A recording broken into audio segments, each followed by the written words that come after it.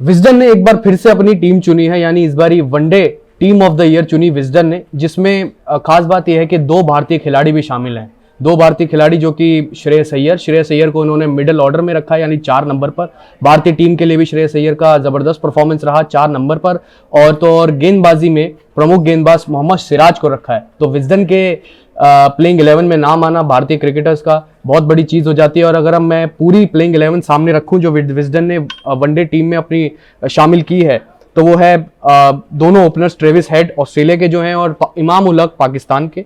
वहीं तीसरे नंबर पर बाबर आजम को रखा है, 4 नंबर पर Shreyas Iyer, Tom Latham 5 number पर जो कि विकेट कीपर भी होंगे, और रासी वेंडर डूसन जो कि मिडिल ऑर्डर बल्लेबाज साउथ अफ्रीका के।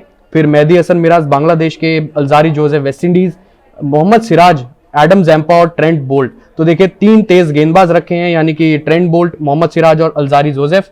2 स्पिनर्स, और उसमें से आप देख लीजिए मेहदी हसन मिराज तो बल्लेबाजी भी कर लेते हैं, गेंदबाजी में तो वो है ही हैं, ऑफ ब्रेक बॉलर बहुत बढ़िया बांग्लादेश के लिए। तो इस बार इन्होंने वनडे क्रिकेट में इंडिया के खिलाफ अभी जो हाल ही में सीरीज हुई थी, इन्होंने सेंचुरी भी लगाई और जबरदस्त बल्लेबाजी का प्रदर्शन भी दिखाया 8 नंबर पर आकर बल्लेबाजी करके।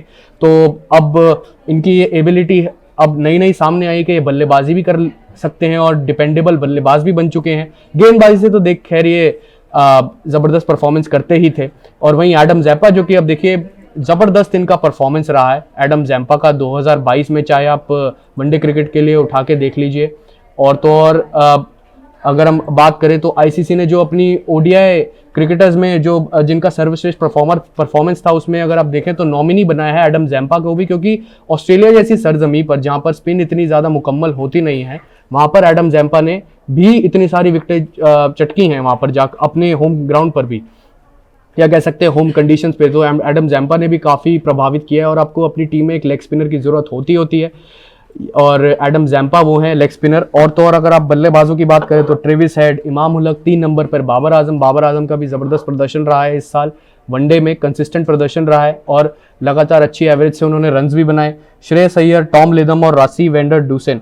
एक बार अगर हम ट्रेविस हेड के आंकड़ों की बात करें या बाकी सारे बल्लेबाजों की आंकड़ों की बात करें तो कुछ ऐसे हैं कि 9 वनडे में 550 रन ट्रेविस हेड के, जिनका एवरेज रहा है 68 का, और 2 सेंचुरीज भी लगाई हैं। वहीं अगर आप इमाम उल हक की बात करें तो इन्होंने 8 वनडे खेले हैं, 505 रन है इनके नाम और 72 का इनका एवरेज रहा है, कंसिस्टेंट एवरेज 72 का। डिपेंडेबल बल्लेबाज है, इनका फुटवर्क स्पिनर्स के अगेंस्ट, पेसर्स के अगेंस्ट जबरदस्त है। और एक बारी जब ये टिक जाते हैं तो देखिए इनका आउट होना मुश्किल हो जाता है। आपको एक अपनी तरफ से जो है एक अच्छी डिलीवरी डालनी पड़ेगी इनको आउट करने के लिए, लेकिन अपनी गलती जिस हिसाब से जब तक ये अपनी खुद गलती से आउट न हुए तब तक नहीं होंगे।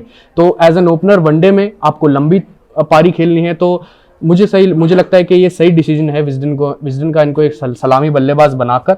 और वहीं आप अगर हम बाबर की बात करें तो 9 ओडीआई में 679 रन और 84 का एवरेज, और इनका स्ट्राइक रेट रहा है 90 का, और 3 सेंचुरीज हैं। और 1 सेंचुरी मुझे याद आती है ऑस्ट्रेलिया के खिलाफ जो होम ग्राउंड पर ही थी, या कह सकते हैं होम कंडीशंस पे ही लगाई थी।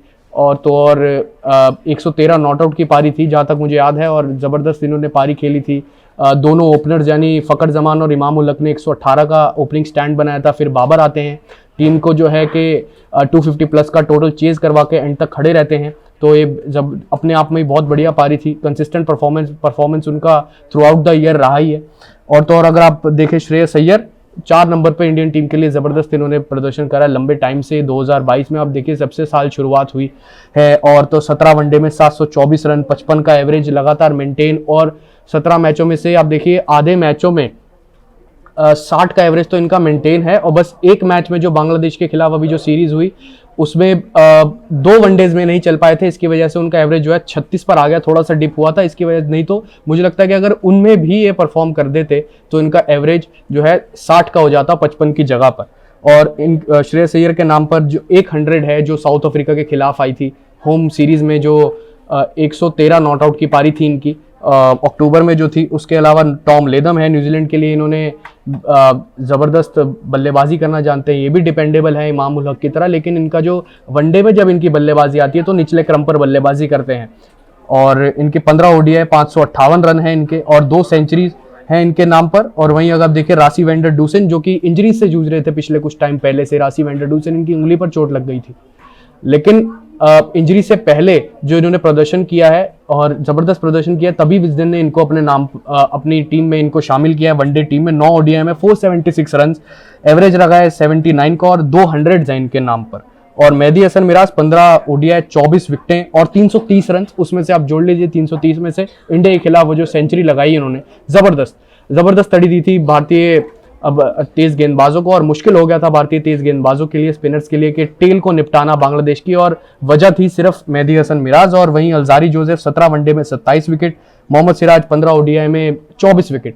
तो जब इंडिया के लिए तो टॉप परफॉर्मर रहे हैं, बीसीसीआई ने भी इनका नाम डाला है टॉप परफॉर्मर्स में 2022 में ओडीआई के जो टॉप परफॉर्मर्स रहे हैं, श्रेयस अय्यर के बल्लेबाजी में और मोहम्मद सिराज गेंदबाजी में। वही एडम जैम्पा 12 मैचों में 30 विकेटें और इकोनॉमी रहा है 4.99 का। आप देखिए राउंड अप करेंगे तो 5 का इनका इकोनॉमी आएगा। और ट्रेंट बोल्ट को रखा है 6 वनडे में 18 विकेटें। सिकंदर रजा 12th मैन बनाया, ये खास बात है क्योंकि सिकंदर रजा का इस टैली में 12th मैन भी नाम शामिल होना बहुत बड़ी चीज़ है, क्योंकि ऑलराउंड प्रदर्शन दिखाया जिम्बाब्वे के लिए। आप देखिए चाहे T20s हों और वनडेज में तो दिखाया, तभी आप देखिए 15 वनडे में 645 रन इनके।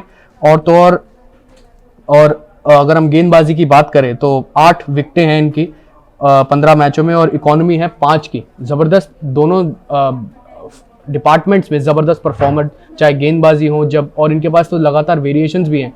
आर्म बॉल है, कैरम बॉल है, टॉप स्पिन है, नॉर्मल ऑफ स्पिन डिलीवरी है, जो इनकी स्टॉक डिलीवरी हर ऑफ स्पिनर की होती है। तो ज़बरदस्त इन्होंने प्रदर्शन किया है, ऑलराउंड प्रदर्शन भी किया है, फील्डिंग में बहुत बेहतरीन है। बल्लेबाजी से तो जब एक मुझे मुकाबला याद आ रहा है, इंडिया और जिम्बाब्वे के बीच में वनडे मुकाबला था और जो आउट करना मुश्किल हो गया था सिकंदर रजा को, सेंचुरी इन्होंने बनाई थी। और अगर ये वो तो है कि बाकी सारे जो बल्लेबाज है वो आउट होते जा रहे थे और उनका साथ नहीं मिला, नहीं तो सिकंदर रजा अकेले ही मैच जितवा जाते। इतने इन्होंने लीथल पारी खेली थी, वो ज़बरदस्त पारी खेली थी। तो फिलहाल विजडन ने अपनी प्लेइंग 11 बताई, या कह सकते हैं ODI team of the year बनाई है, और मैंने आपको वो चीज़ बताई है। आपको कैसी लगी ये टीम? आपसे भी आपके कोई ओपिनियन में जो प्लेयर्स मिस हो गए हों, आप अपने राय कमेंट सेक्शन में इस बारे में बता सकते हैं। मुझे तो खास बात ये लगी पूरी प्लेइंग 11 में तो कि 2 भारतीय शामिल हुए, श्रेयस अय्यर और मोहम्मद सिराज, इस पूरी प्लेइंग 11 में या पूरी टीम में, और सिकंदर रजा, क्योंकि जिम्बाब्वे से किसी प्लेयर का उभरना और सामने आना बहुत बड़ी चीज़ है। और खैर 12th मैन बने हैं सिकंदर रजा।